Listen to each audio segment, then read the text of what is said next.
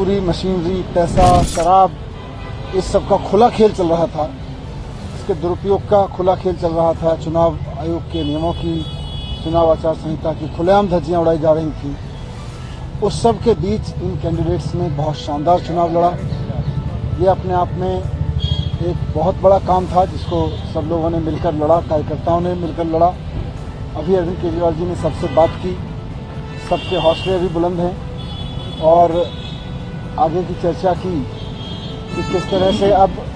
जिस इलाके से चुनाव लड़ा है उस इलाके में जनता की सेवा करनी है, जनता के बीच रहना है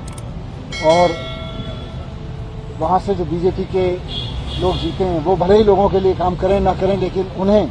हमारे कैंडिडेट्स को उनके बीच रहना है, जनता की सेवा करनी है और आने वाले समय में अपने इन कैंडिडेट्स का अनुभव पूरे देश के लिए, पार्टी के प्रसार के लिए उनकी ड्यूटी लगाई जाएगी पूरे देश में, इसलिए उनके साथ चर्चा हुई। सर, समीक्षा भी हुई क्या, जैसे इन सीटों पे क्या बड़े फैक्टर्स रहे जिसकी वजह से रिजल्ट्स इस तरह से अनएक्सपेक्टेड रहा आप लोगों के? देखिए, समीक्षा तो होती रहेगी, साथ साथ चलती रहेगी, बहुत सारे फैक्टर्स रहेंगे, लेकिन जैसा मैंने कहा कि ऐसे समय में जब खुल के पैसे बांटे जा रहे थे, जूते साड़ियां बांटे जा रही थी, शराब बांटी जा रही थी, खुल के मशीनरी का दुरुपयोग हो रहा था, वैसे में चुनाव लड़ना कोई आसान काम नहीं था। यह इस सारे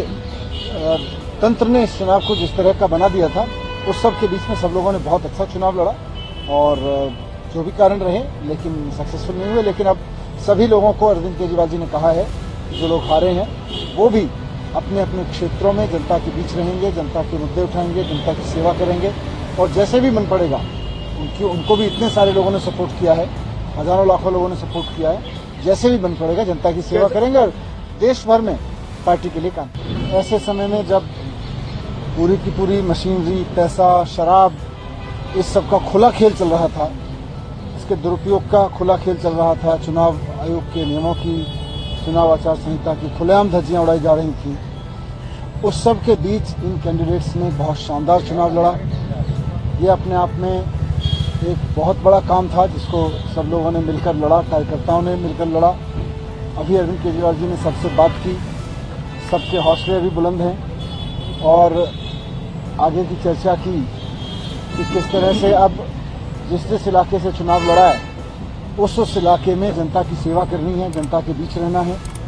और वहाँ से जो बीजेपी के लोग जीते हैं वो भले ही लोगों के लिए काम करें ना करें, लेकिन उन्हें, हमारे कैंडिडेट्स को उनके बीच रहना है, जनता की सेवा करनी है